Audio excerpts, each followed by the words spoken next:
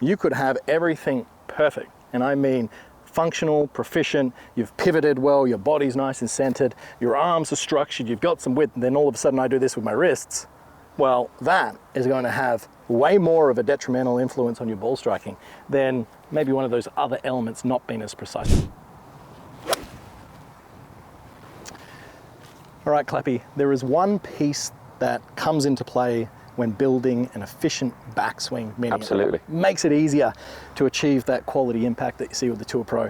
It's all about the wrists, isn't it? Absolutely. And understanding how the wrists work and how the wrists move in the backswing is one of the most important things, in my opinion, to getting a better golf swing. If we understood and you taught wrist angles as the first priority to beginners and amateurs, there'll be a lot better golfers. Yeah, and I feel like it is sometimes just such a misunderstood and not talked about concept, right?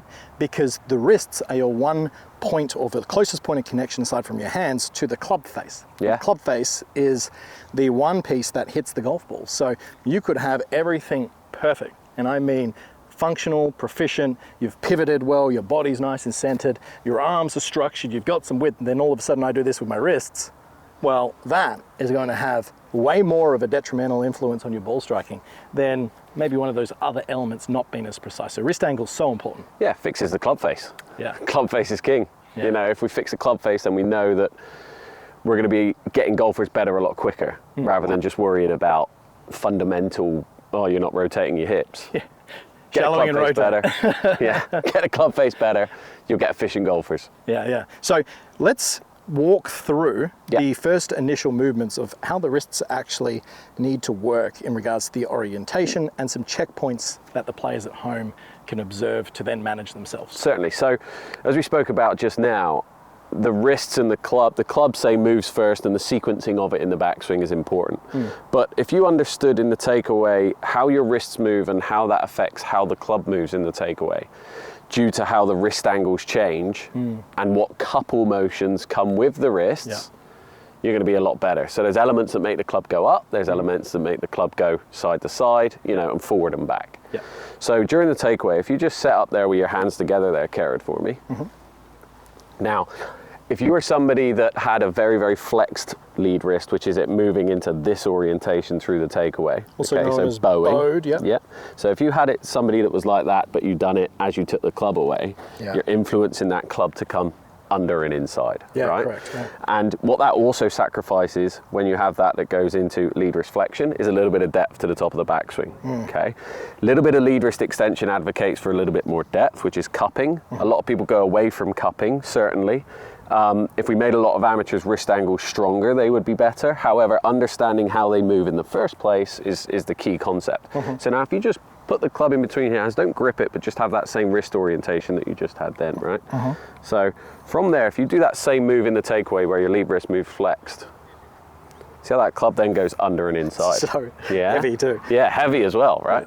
Now, if you just move away, but you try and move the club first, but then you move this and your torso during your takeaway and keep some width, awesome. Now that club face is nice and square to the back line, and you're creating the adequate width through the golf swing, right?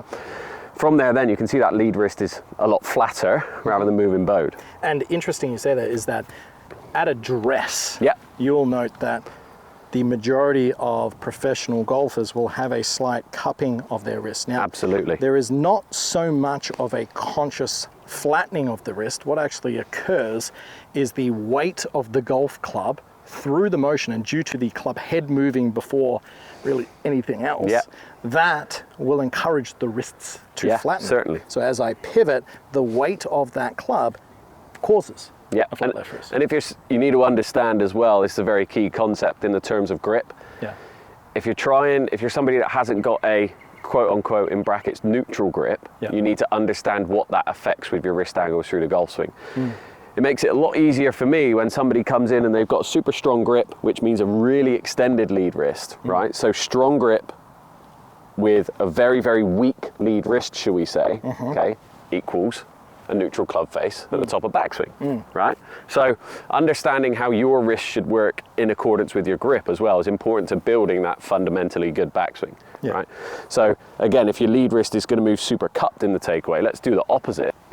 So if you've got a quote-unquote neutral grip, but your lead wrist moves very, very cupped, you see how straight away then Yeah. The that club stays outside the hands. Move out a lot. Yeah, good. Yeah. Good.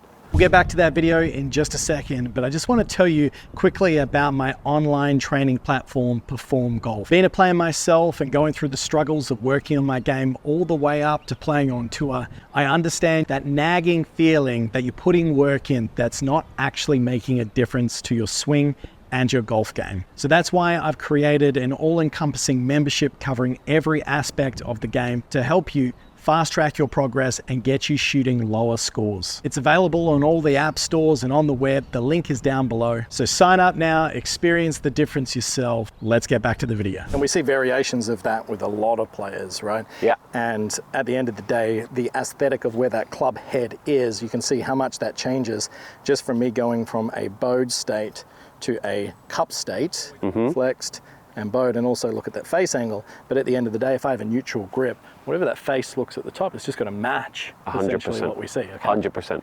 Weak grippers, you want to see a lot more of a strong lead wrist, say bowed. Yeah. Whereas strong grippers, I like to see a little bit more cupped because it equals a neutral. Correct. And we will actually see people like Spieth, Morikawa, Brooks, they'll tend to have up and their lead wrist will be quite bowed, but if you have a look at them in a dress, a lot of the time they're like quite long thumb, and there is a lot more of a flattening of that lead wrist. Rahm's probably a good one as well. Exactly. In that motion. And again, you then need to understand if you've got a shorter golf swing with wrist conditions, it makes it absolutely necessary to have that lead wrist a little bit more flexed and bowed because the club's already preset shallow to allow you to just rotate onto the golf ball. Correct. Right. So we can see how important the wrists are throughout the motion. And really at the end of the day, it's about ensuring that they are matched up with your grip and also your intention of what sort of ball flight you're trying to hit. Yeah, 100%. Yeah, so tying a bow on this for the guys at home, right? At the end of the day, what needs to happen is that club head does need to move first before the rest of the motion. You never want to try and take the wrists out. We get that quite a lot. It's the only thing connected to the club. Yeah, exactly. Well, your hands and then... You're not going to really take No. too much or be able to generate too much speed and power doing this number here. Correct. Yeah. Correct. So what I'm going to do is I'm just going to start to introduce a little bit of a waggle. Yeah, And I awesome. think feeling that the weight of the club head is apparent, that means I've got a functional grip pressure, and also I'm loosening up those wrists to work in whatever manner they may relative to my grip at address. Let's put this all together, see how that club face comes out. Nice awareness there, relaxed. Good there, bud. Little push draw, mate. Love it. Cheers.